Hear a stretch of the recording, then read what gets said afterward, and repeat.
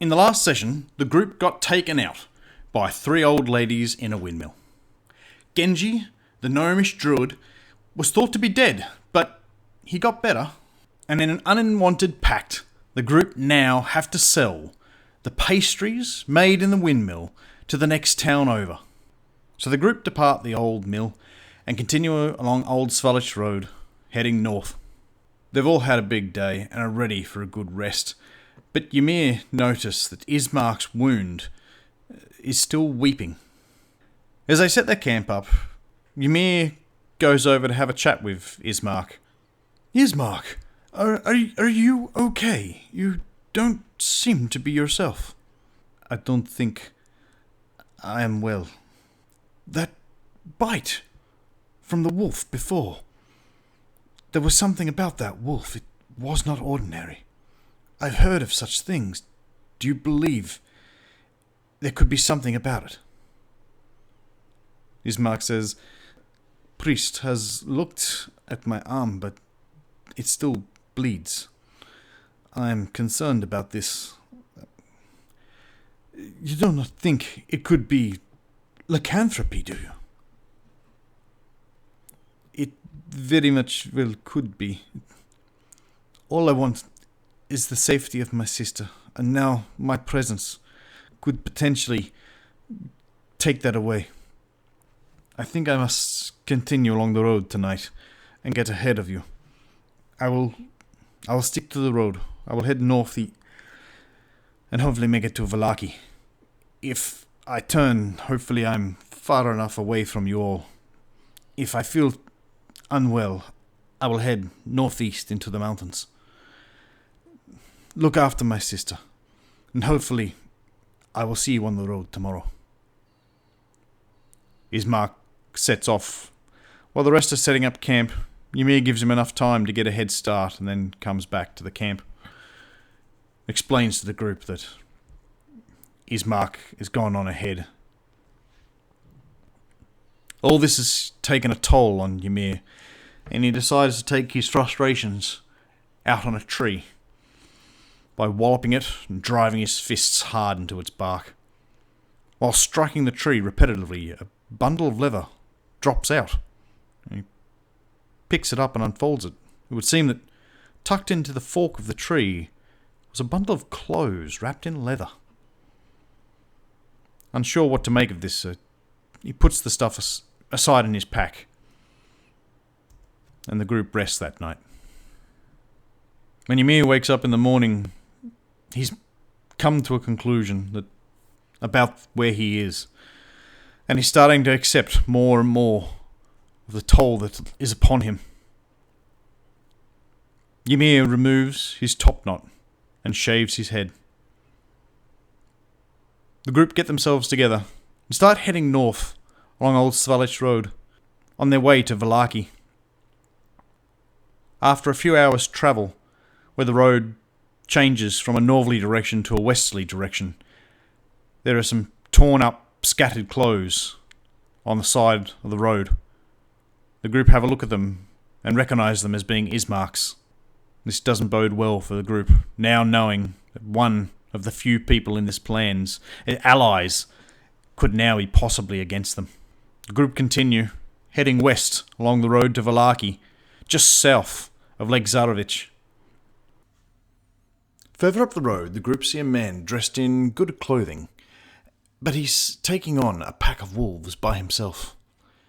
He's swinging his sword wildly, going high and low, and not really taking well-aimed shots or managing a well-defended stance.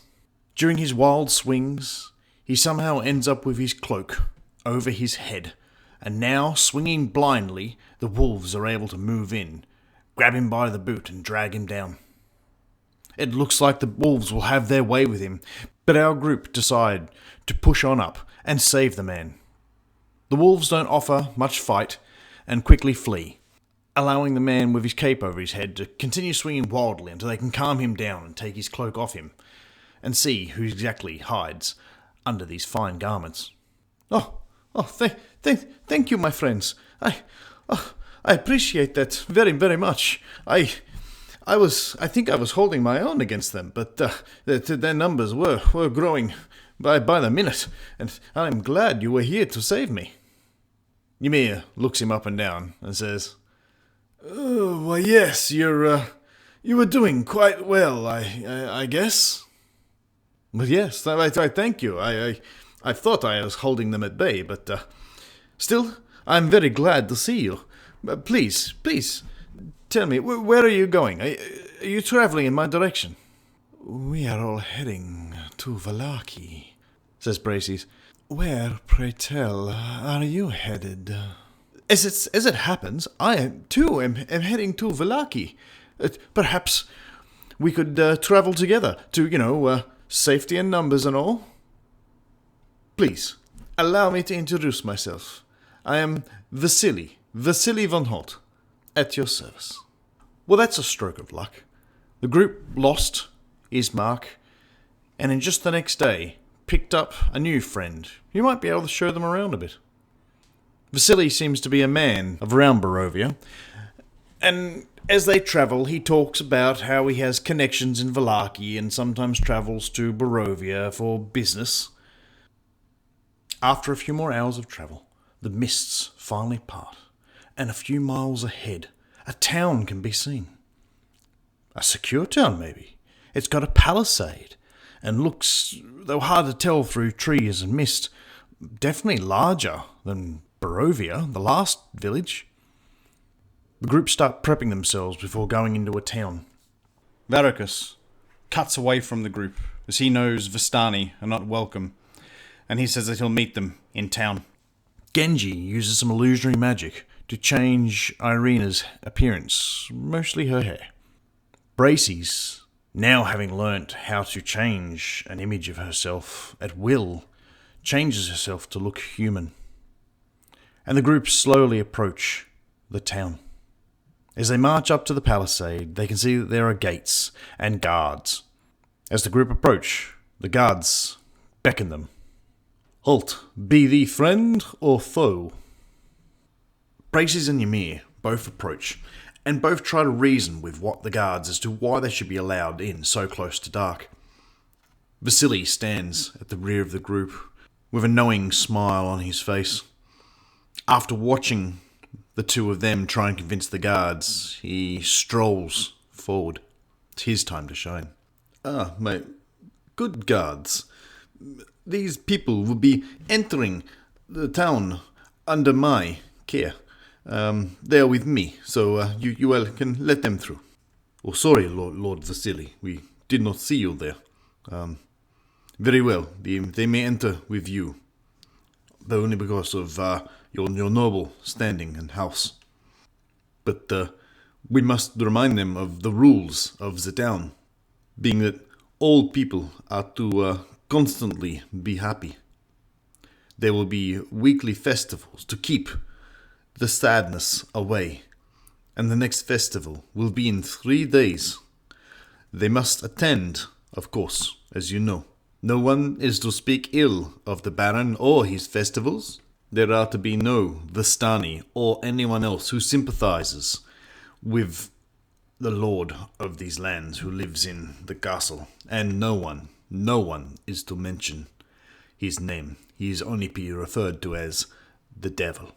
But of course, you know this, don't you, Vasili?"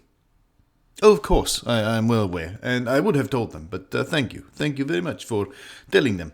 I will ensure they uphold their laws of Vallaki. Come, let us enter the town." And the group follow Vasili into Vallaki. Vasili says over his shoulder, "See, it pays to help strangers in this land." So now in the city and away from the guards, Vasili asks the group, "So, where will you be going now that you are in Vallaki?" Hazelnut replies with, "I think we'd be best going off to the church. I'd like to go see and pay my respects before we wander around town, and it's getting late." Oh, very, very well.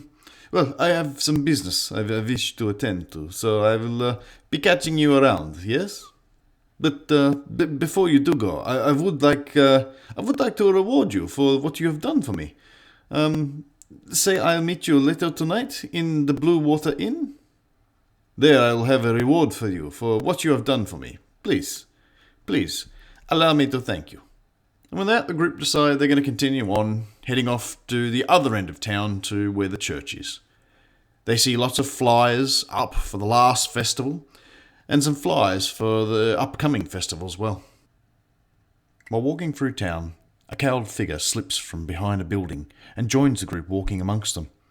He says, "Keep walking. I managed to slip over the palisade. Do not draw attention to me, please." Varicose is now with the group, and they continue their way to the church.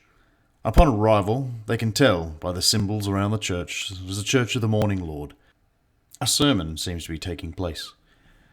The group wait to the end and wait for most people to leave, and then approach the man who they believe is in charge of the church, or at least was giving the sermon. The group meet Father Lucian, and after a short conversation, Father Lucian pulls Heslant aside.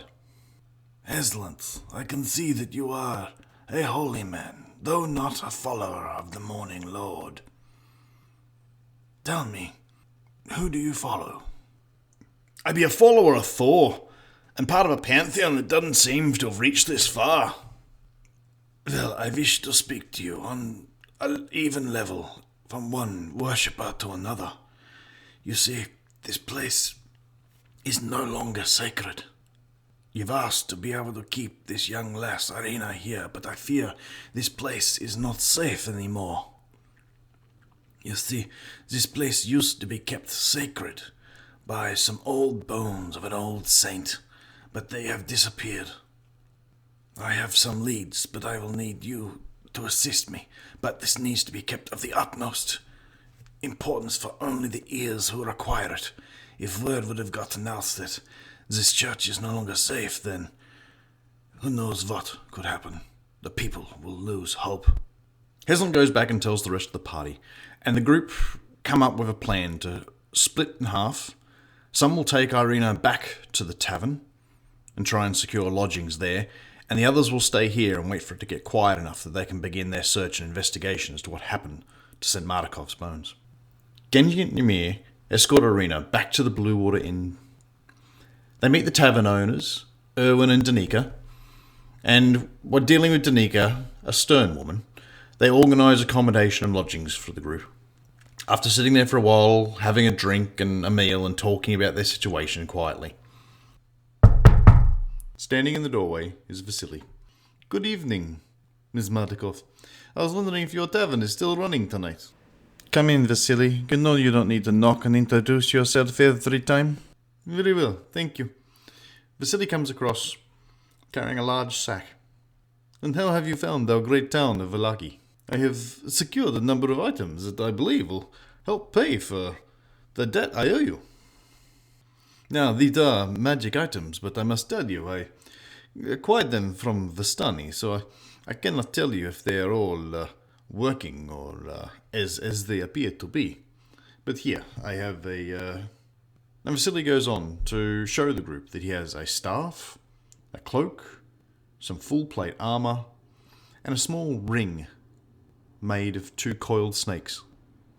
"I would like to give these to you as thank you for saving my life. And please, keep safe." And Vasili gives Irina a little wink, and then heads on his way. Varicose, Heslant, and Braces have waited for the church to empty, and have then started pulling up some of the floorboards as they were told there was a crypt underneath, from which the bones of St. Mardikov were taken.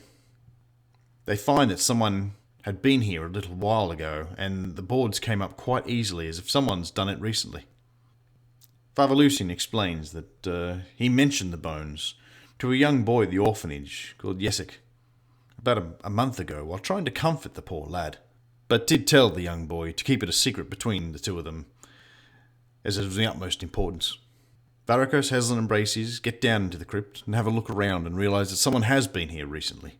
They climb back out and reseal it back in after a quick investigation and further talkings with Father Lucian. And that's where we'll leave this. Until next time.